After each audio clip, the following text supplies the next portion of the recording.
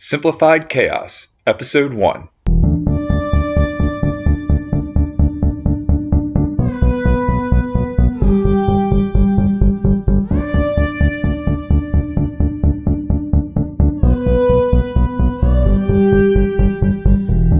Life is beautiful and full of chaos. And it can get slightly out of hand if that shit's not tamed.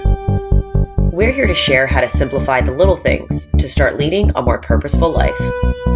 This is Simplified Chaos.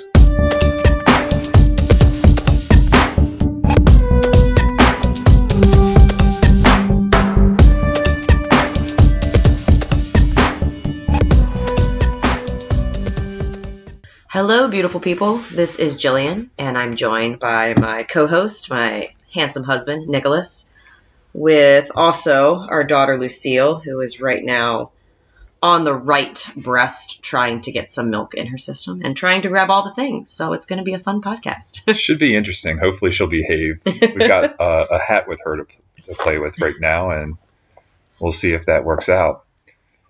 But we want to welcome everybody, and thank you for listening to our first podcast. I guess before we get started and dive into the episode, we wanted to talk a little bit about why we're putting on a podcast. And I wanted to put that question to my wife, Jill, because I think it was kind of her idea as we were bantering over dinner and probably some drinks. And we had the idea to start a podcast. So, Jill, why are we doing this?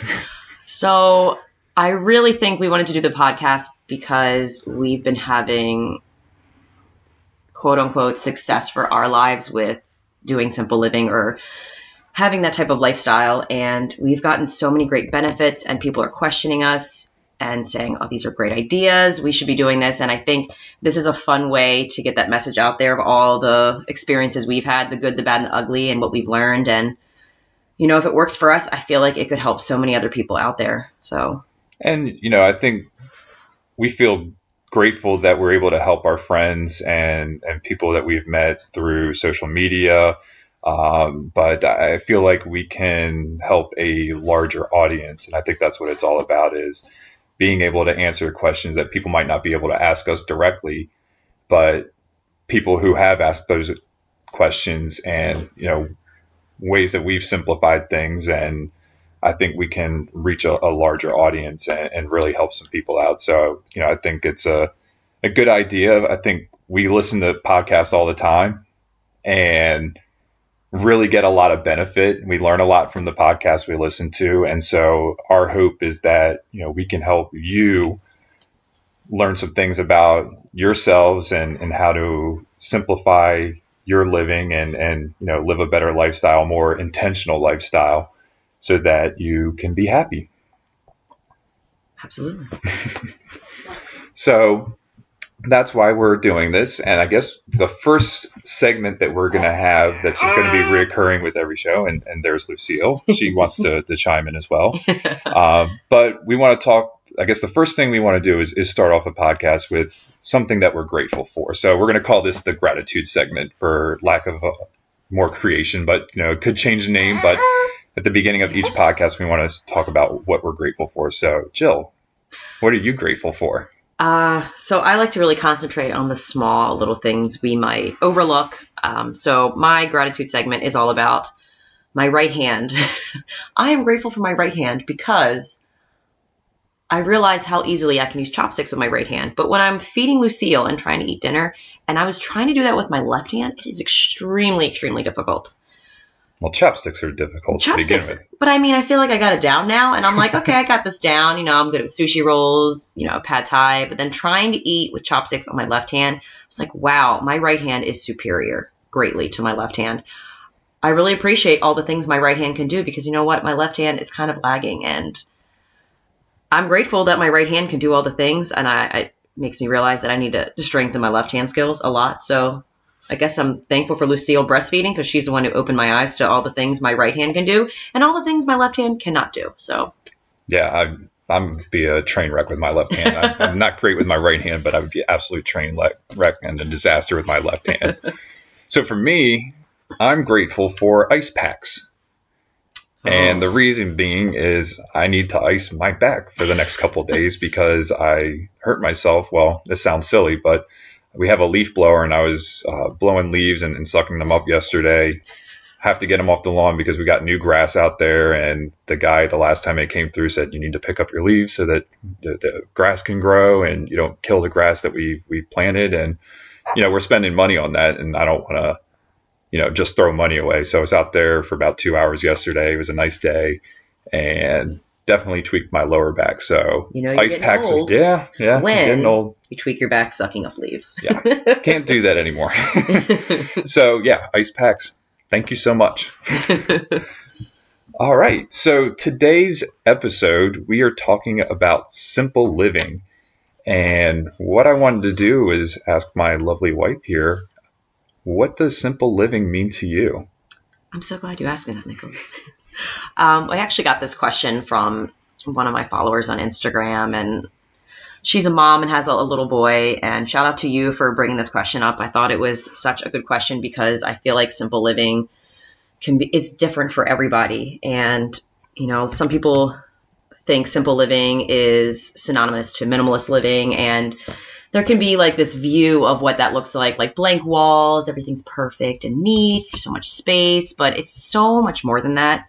It's just really being intentional about what you bring into your life.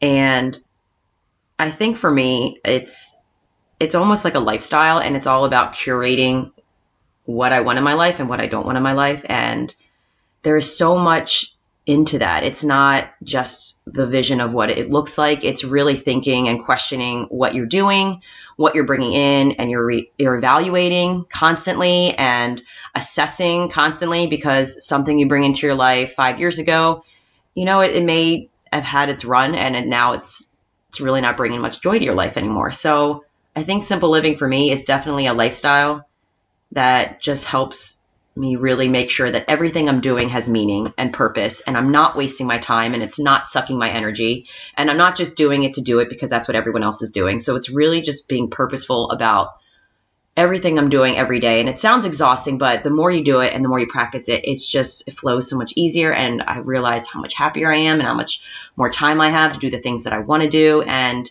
how much money we're saving, and which is That's a big thing. fantastic. Yep. But again, it all depends on what you value, and that is different for every person. For me, I value time. I value time with my husband, time with Lucille now, time with my family.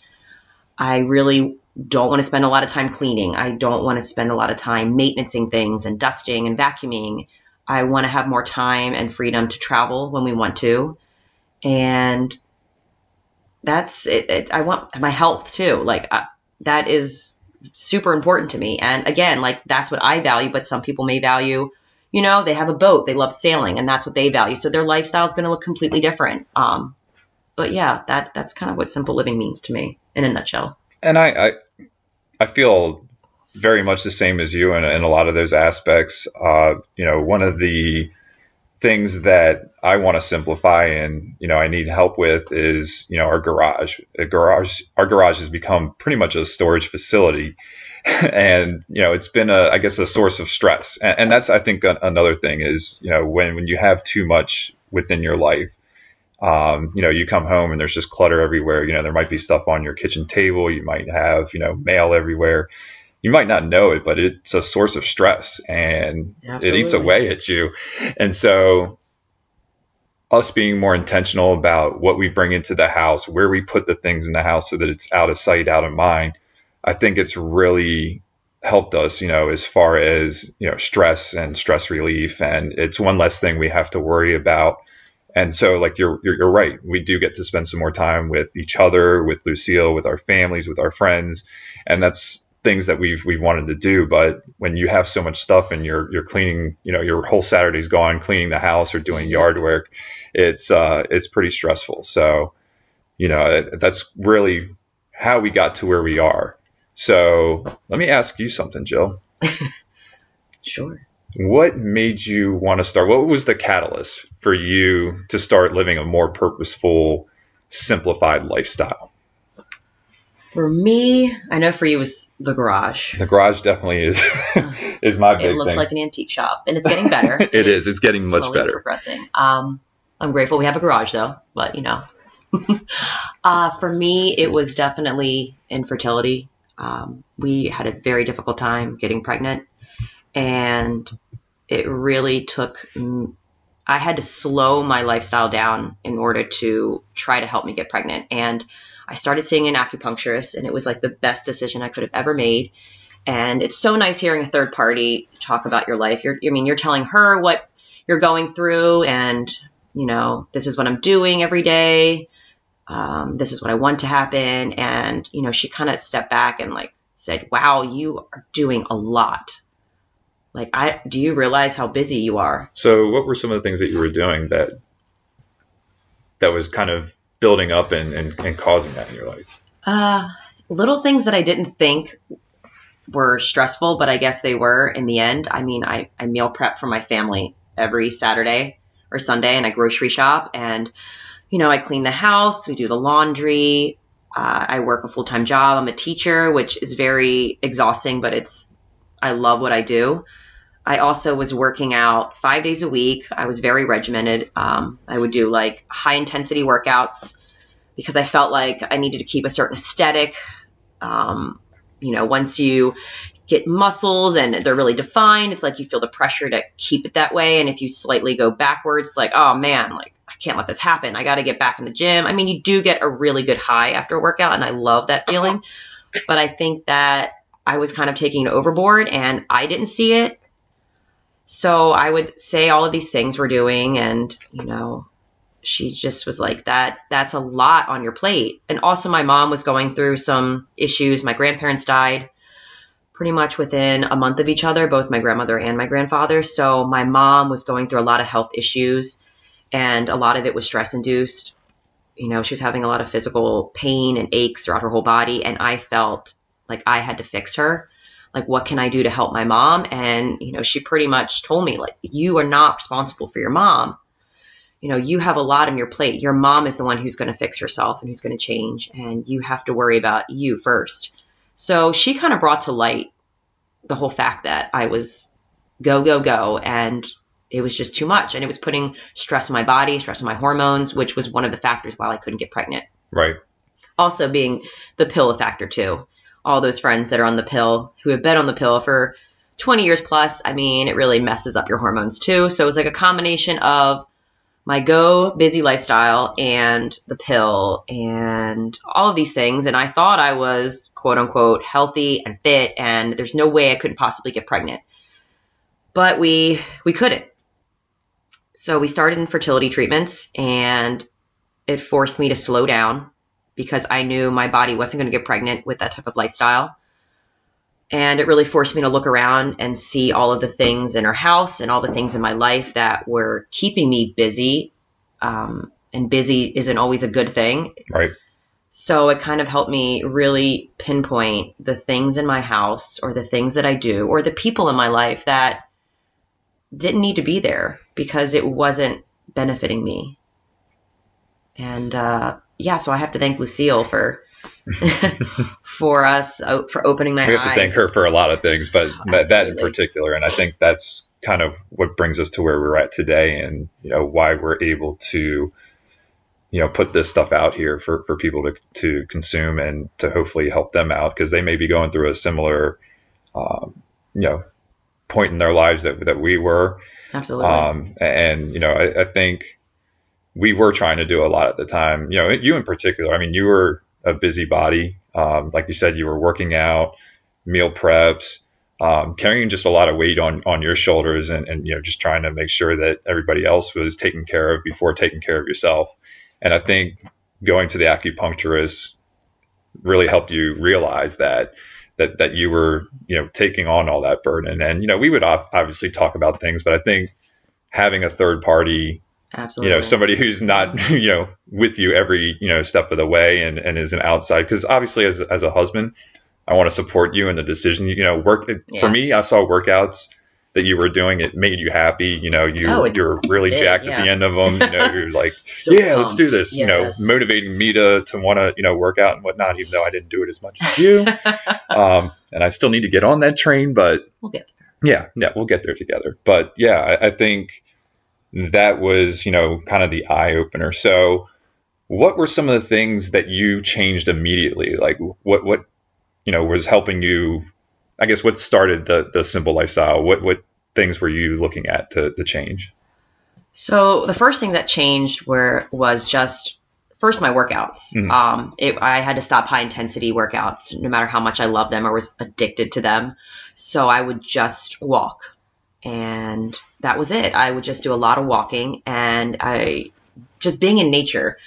I realized how much pleasure I got just being outside. It didn't matter where I was. It could be just stepping out of my school for recess time, just walking outside in my development. I didn't have to be immersed in like a forest of some sort. So just walking outside, it just was amazing for me. It was like medicine in the air, free medicine to just make you feel better. So I will say reducing the stress I was putting on my body with my high intensity workouts. And it was really hard to stop that. I will say, when you're used to doing something, that habit is really difficult to break, especially when you're trained to think like I'm supposed to look a certain way. And that left too. I realized I don't have to keep this aesthetic. Like my body is beautiful the way it is, no matter what it looks like. As long as I'm feeling good, that was all that mattered to me. So that whole mindset changed too. And I realized like when we went to do fertility treatments, I had to do injections. And it was every day, and it took about maybe 2 minutes of my life every day. But those 2 minutes out of my life every day were exhausting and stressing. Absolutely. Just thinking about trying to get pregnant and what my body was going to do. And it's just amazing. Like getting those injections just made me completely change what was in my house too. Because I'm thinking, this is taking so much of my strength and energy just doing these injections, and I didn't physically give them to myself because I'm not good with needles. Yeah, no, that was one of the things where I know it was stressful for you because I was doing the injections or your sister was doing the injections. I don't remember if your mom did them or not. She attempted. I think she tried. I'll never forget that. It's a little nerve-wracking. I mean, you're putting a needle in somebody you love, and you don't know if you're hurting them or not. And you were a champ through that entire process. And we are going to devote an entire episode to infertility. But I think it's important for us to talk about it in this episode because that's what really kind of got the ball rolling with us. So we will be talking about that one more in depth, and a lot of the other topics that we bring up, we'll be talking about in future episodes. I just wanted to kind of throw that in there. But yeah, I mean, it was a stressful time for you in particular, but as somebody who is giving you the injections, it was pretty stressful on my end too. But I will say it was more than it's 2 minutes to give an injection, and I know we'll dive deeper into that, the whole infertility process, but just going and getting blood work all the time takes a lot of your time. It takes if you're driving time and your quality time with your husband or other things you want to do. So then that led to changing like our house situation, like what was in it and what we needed to maintain and what sucked up our time cleaning and maintaining and fixing. So yeah, that we then looked at our house and started decluttering like a mother. Yeah. A lot of stuff ended up in the garage, which was fine, Yeah. But what we've done is we took a ton of trips to Goodwill, things that we, thought that we could sell, we would sell. We've had a few yard sales in the last 2 years, gotten rid of a lot of stuff through yard sales. I recently discovered Let Go and Facebook Marketplace, and, we've done pretty well, just finding good homes for some of the items that we no longer, we had use for them at one point, or maybe we didn't even have use for them. Maybe they were just there, just taking up space. But the nice thing with Facebook Marketplace and Let Go is we found a lot of good homes for. Yeah, it makes you feel better about getting rid of things that you thought you really liked or had some kind of connection to. And just knowing that it's going to a good home kind of makes you feel a lot better about letting go things. Absolutely, absolutely. I mean, I guess one of the things and a good story we had was we were holding on to the what were the figures that your grandmother had, so my the grandmother, Hummels. yeah, my grandmother was a huge Hummel collector, and pretty much a lot of things that my grandmother owned were stored in our garage, and my mom could just not let go of them. And finally, a woman came, and she was looking in our yard sale, and we would ask anyone who came, like, is there anything you're looking for in particular? And she said, I'm a big Hummel collector. And I said, oh my God, this is amazing. We have Hummels. And I looked at my mom and I told her, and I could see my mom having that really, emotional look on her face because she was so attached to the Hummels because it belonged to my grandmother. And we brought up the Hummels, and my mom had a conversation with the woman, and the woman just worshiped the Hummels. Like, she collected them. She took care of them. It brought her pure joy to have these Hummels in her house. And my mom felt so much better hearing this story and talking to this woman and knowing the home they were going, and that she gave all of the Hummels to her for a very good price. And you could just see, I guess, that burden or what my mom was holding on to with those Hummels, that it was like this sense of freedom and release from that stress of her holding on to them with my grandmother's death. And it was not only good for me, but it was amazing for my mom, especially. And seeing her happy makes me happy. So Absolutely. And I guess another point that kind of brings up is that we're not going to tell people that they can't buy things that make them happy. No. So, I mean, that lady, when she bought the Hummel, she's going to put them in her house. She's going to stare at them every day. And for her, it's probably going to bring her a lot of joy. So, absolutely. Just because we're promoting simplified living doesn't mean that we're telling you not to buy things. No. And, if you can find a practical use for them, or if it does truly bring you joy and it brings you joy every day, by all means, get that stuff for yourself. So, and just knowing that, if you do bring something to your life, it doesn't have to be permanently. It could be for one season, it could be for a couple seasons, it could be for 10 years. And just knowing that just because you bring something in your life, it doesn't mean it has to stay there permanently. Like, that's what simple living is all about for us. It's just constantly reassessing, like, is this still purposeful to us? Does this still help us out? Is this making us happy? And if not, then we kindly let it go. And I think we're getting the hang of it now. And it's taken us about 2 years, and we're still, practice makes progress, and it feels good. It feels so, like, I was happy before, but I am jubilant now. Super jubilant. So is Lucille. Well, and I think you brought up another thing. With this podcast, this is obviously our first one. Our promise to you, our faithful listeners, is that we will continue to improve, and practice makes, what was that you said again? Practice makes progress. Practice makes progress. I really like that. I have a lot of catchy slogans that I use in school. So, so that kind of brings us into our next segment is, we'll try to end the episode with a quote of the day, and then some things we'll bring up to take action, that you can take action in your life. So I think we can transition to the Absolutely. quote of the day. And this is brought to you by Jill Kaselniak. So since we're talking about simple living and being intentional, I thought having a quote of the day to end the podcast that also relates to the topic we're talking about. I know. Okay, so our quote of the day is from Mark Manson, and life is essentially an endless series of problems. Don't hope for a life without problems. Instead, hope for a life full of good problems. And our take action step in regards to that, so something that you can take from this podcast and try to apply, is that we all have problems. Obviously, simplified chaos. We have chaos, problems, things that are happening. So see those problems as proof that you're living a good life today, and think about what can you gain or how can you grow from that problem, instead of, this problem sucks, my life sucks, woe is me. It's look at that problem and kind of see the light instead of the dark. Like, how can I be better because of this? And it's kind of like my infertility situation. It seemed dark and it seemed like a really shitty situation, but I feel like I grew so much from that experience. So any problems you're having today, any little tiny issues, think about it in a positive way and how you can better yourself because of it. Don't let it rule your day today. Okay, guys? Perfect. And Lucille is a perfect example of, all the stuff that we went through.